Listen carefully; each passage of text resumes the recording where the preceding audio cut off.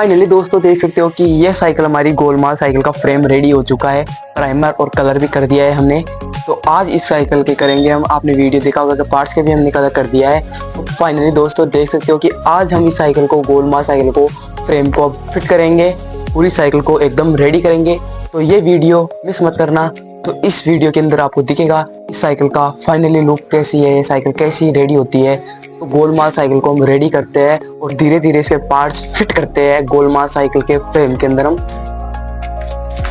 Finally दोस्तों देख सकते हो कि ये हमारी गोलमाल साइकिल के पार्ट्स है। तो ये साइकिल के अंदर हम फिट करेंगे, जैसे कि ये शॉकर है, ये चक्का है, ये हैंडल है, ये स्टैंड है और भी ये पूरा सामान है। तो अब इस साइकिल के पार्ट्स को हम साइकिल के अंदर फिट करेंगे, हमारी गोलमाल साइकिल के अंदर।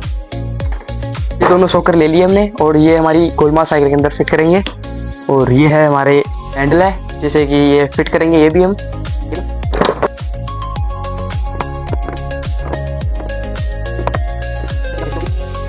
तो फाइनली देख सकते हो कि ये हमारा सामान है। तो ये सामान से हम फिट करेंगे हमारी गोलमाल साइकिल को। ये देख सकते हो आप, ये हैंडल फिट करेंगे पहले हम।